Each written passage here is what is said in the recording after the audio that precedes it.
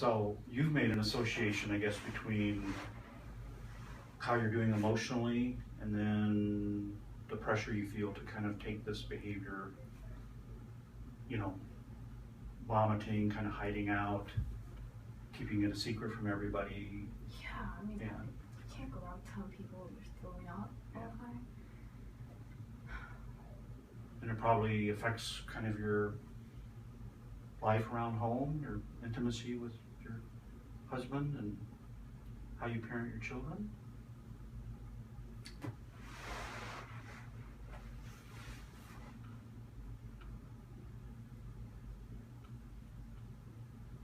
So something just showed up.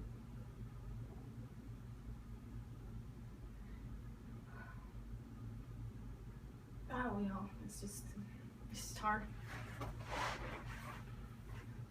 Can we go back to just what happened in the last minute or two when your eyes started to get teary, you look sad?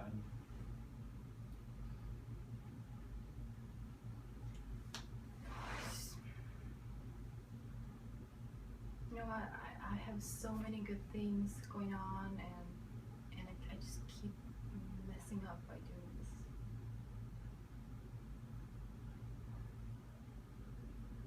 Okay. And the kids see me like this, and my husband sees me like this.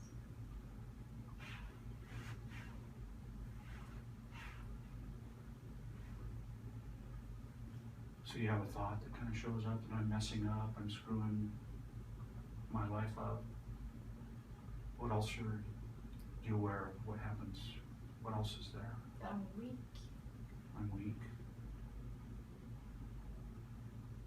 Disgusting.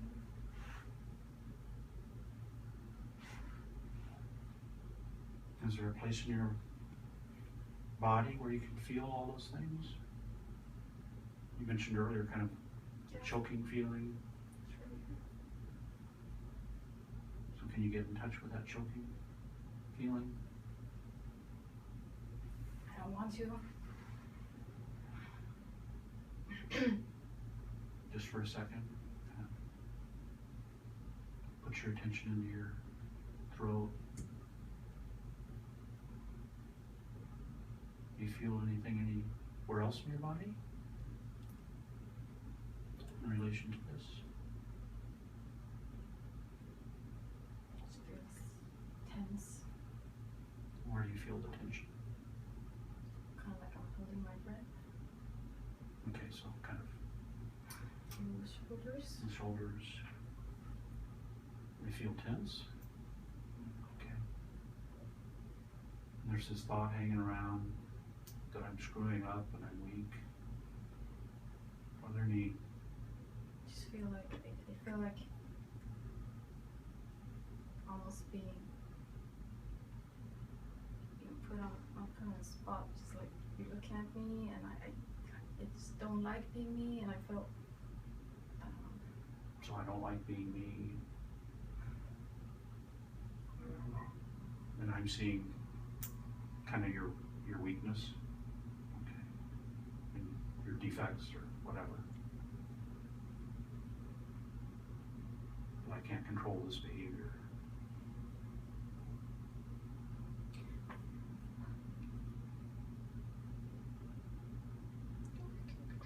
Can't control it.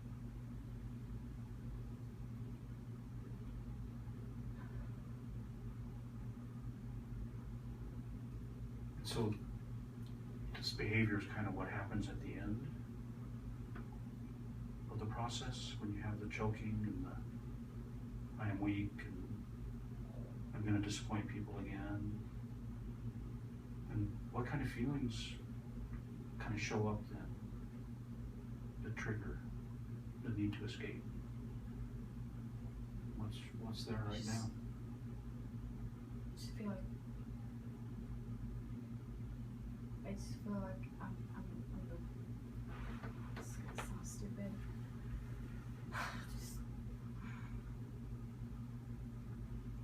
I just feel like the worst person. Like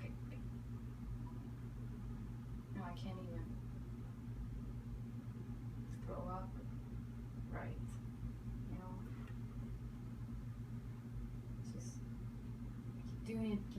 do anything. I get so disappointed at myself because I know it's bad for me. So what's showing up right now as you talk about this? I just see, like, I see all the thoughts of me, you know, I'm getting health problems because of this. I just see myself going forward, this continuing, it's just getting worse and worse and worse. So your mind kind of takes off. Yeah. I see I'm going to the dentist Okay. gonna ask.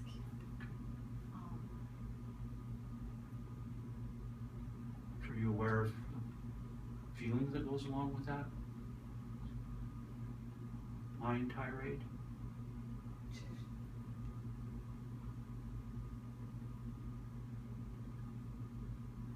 I don't know, it's just like worry and disappointment at the same time. Okay, so you're worried Yeah. about what's going to happen to me. Yeah. Yeah. If I keep going, if I can't Okay. stop this, it's just gonna go keep going. So you're really worried. Okay. I mean, I saw sadness though in your face too. That was kind of being weak and kind of being a disappointment. Those were the thoughts that kind of come along when you have the tension in your shoulders and the choking. So can we just hold all those things just right in front of us here, just all at once? Okay. Sadness, anxiety, fear.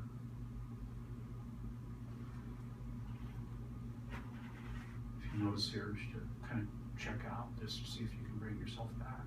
It's really hard. Yeah. That's what vomiting lets you do, is how you check out. So I just want to see if we can check in here. Okay.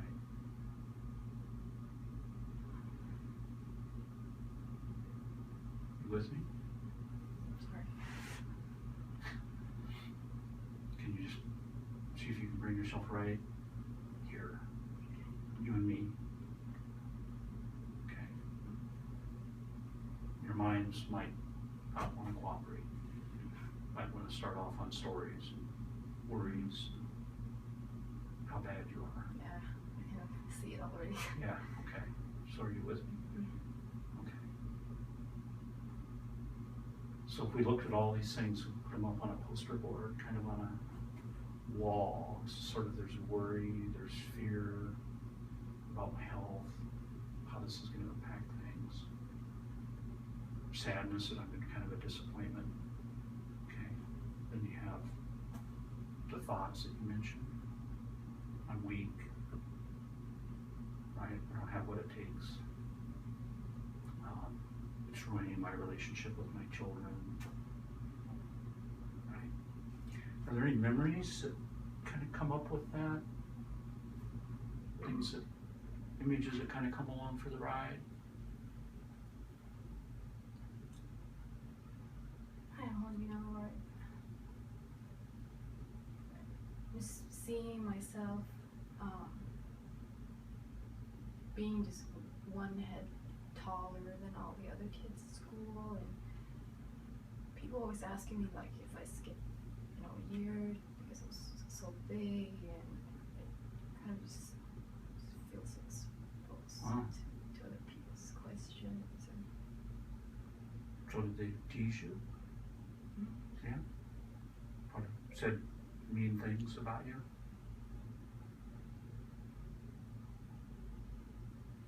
yeah. You were an oddball and big. Big, and I mean, I was, like I said, I was tall, I was, the strongest, and I could run the fastest, and, girls don't beat boys. And you were beating the boys. Because I liked it, Yeah. I liked Yeah. sports, but just afterwards, kind of, I don't know. Okay. So is that image kind of, when it shows up, how does it feel? Look kind of distressed when you remembered it. It's hard. can we bring that into the room too? Okay. So the memory of kind of being teased and told you were odd looking and didn't fit in. The physical sensations of choking, tension. You just want to get away, get away from people's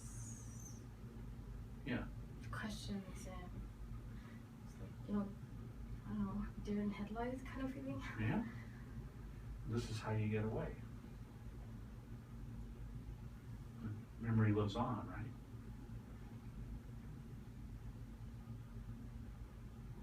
So of all these things that we put up on the poster board here, which is the hardest to keep your eyes on when you look at it? The hardest to kind of stomach?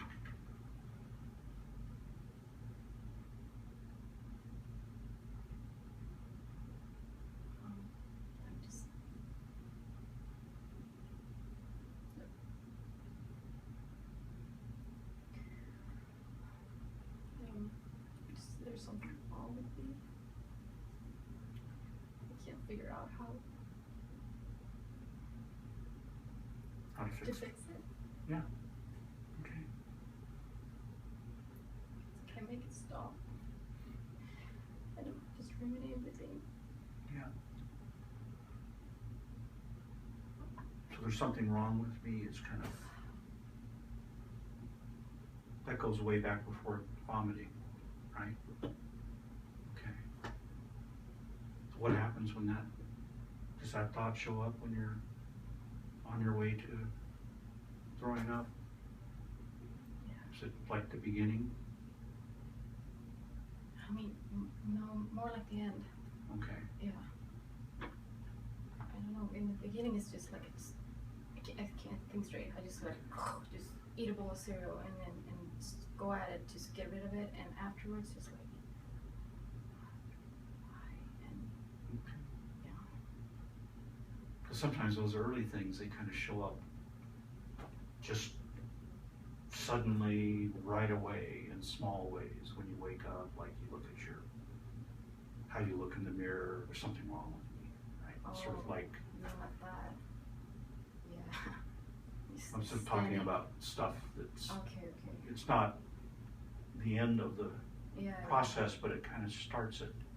Well, I mean, it's starting, walking with yourself in the mirror and like And big and gangly and just staring at you, way too tall and too big. too big.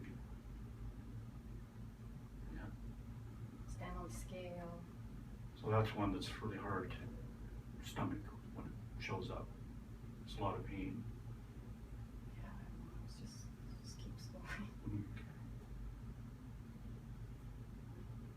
So it sounds like kind of like earlier, way down upstream in this thing you call it. It starts with little behaviors that you sort of reject yourself. It's like little practices of, you look in the mirror and you're kind of disgusted by what you see, and there might be other ways I don't make the breakfast quite right, or there's this sort of, there's that sort of ongoing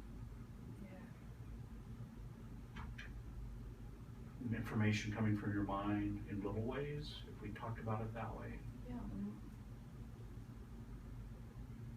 Just like questioning myself a lot. Like, is this okay? Is this right? Is this going to be okay? Will he think? Will she think? A lot of questioning, like, oh no, that happened, and like, oh no, he looks angry. Did I do something? And I probably did something because it's always me. Kind of. Yeah. So kind of waiting to be wrong.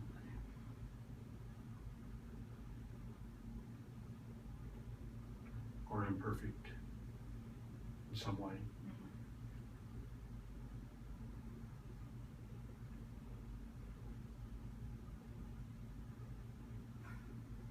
And way over here, this is the embodiment of imperfectness. Hiding out in your bathroom, vomiting. right? Mm-hmm.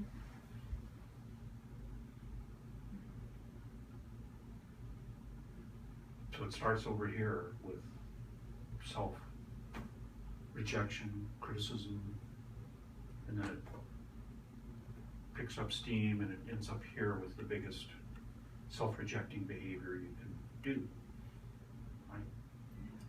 Which is something I don't want to do, that's not consistent with what I believe in, what I want to be about as a person. And here I am at the end of that. Yeah. And again, and again. And again and again. Yeah. So I don't actually think it's about this at all, do you? I mean, this is way downstream. It's kind of more about this. What do I do when I look in the mirror? Right? Because your mind is just immediately, you're something wrong with you. Right? You pick your poison. I mean, if you looked at me, there's a lot of poison here. How do you mean? If I looked in the mirror and said, what is wrong with me? I could spend probably a day describing my flaws. Okay. Right?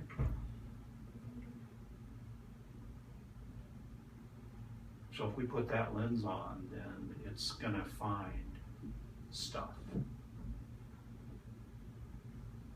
Mm-hmm. And you know, you may have learned to put that lens on because other people taught you, did it to you a lot when you were younger, and you put the lens on yourself. Yeah. So I'm just wondering if there's a way we could kind of make this not about can I control vomiting. To me, that's not even interesting to me. What's interesting to me is what lens am I going to put on when I wake up in the morning and start my small procession through the day, right? Does that make sense? In one way, it makes sense. How's that gonna work? Well, let's call these, the behaviors we're doing now, like sort of self-hating. Okay. Because if I look in your face and there's a lot of pain associated with those things you're doing, Yeah. right? It looks to me like it doesn't feel good, No. right? Yeah. But it's familiar and it's something that I do every day and it's just natural at this point. So it's, Because I didn't even think about it until you asked me. Like I don't think about it as something I do. it's something I do. So this is basically an opportunity to sort of say, I get to pick what I do, right? Mm-hmm. You're picking way, way over here, trying to pick way over here after this train of negative self-hating behavior has picked up speed all day. That's the wrong time to stop a train, right? Yeah. Unless you're Superman, right? Yeah. But up here, I can keep the wheels from starting to roll on that self-hatred track if I choose to be mindful about how I treat myself. Like, I deserve to treat myself with kindness.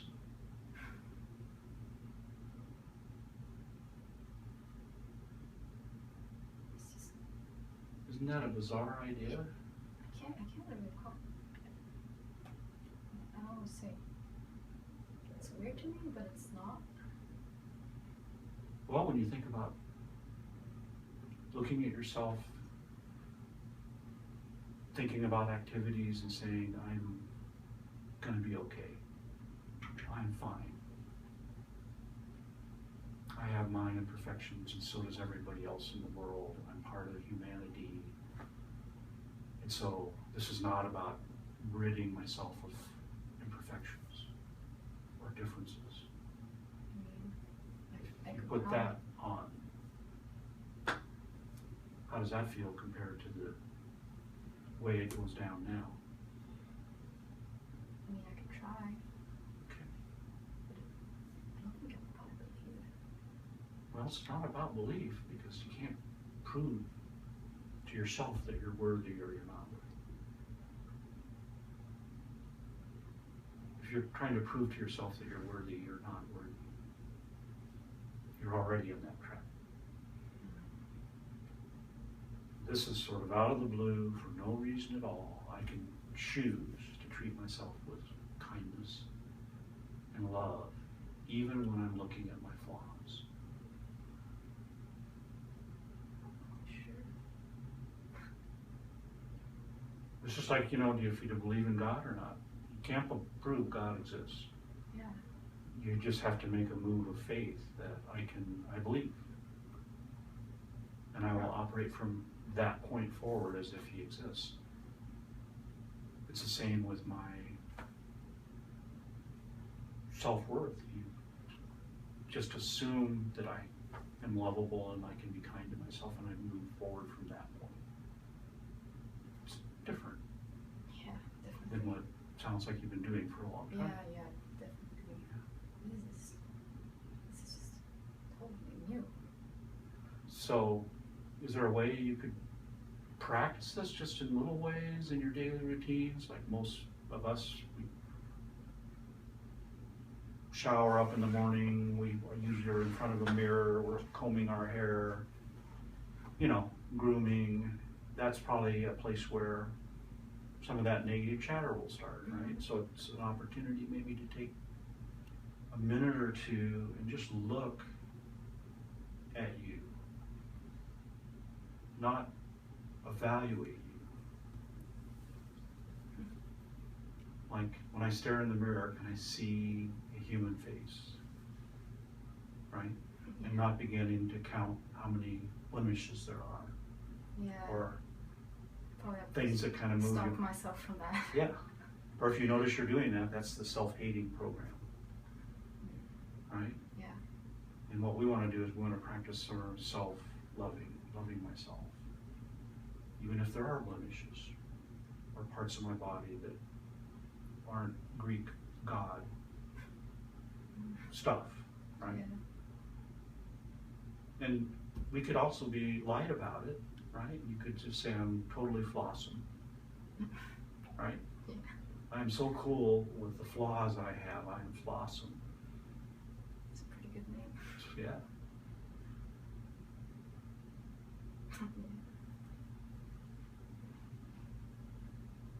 Would that make sense? Maybe just a place to start? Yeah, definitely.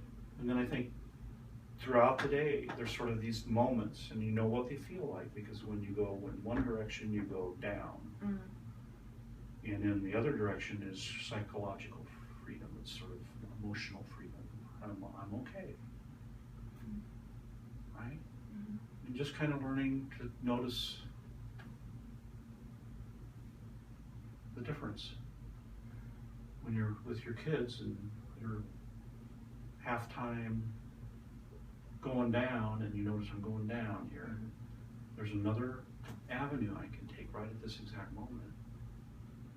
Probably when I start feeling this. Yeah, that's the sign. Yeah. Yeah. Because you're choking on the bitter taste Mm-hmm. of your self-hatred. Yeah. That's why it's a knot in your throat. Want to give it a try? Yeah.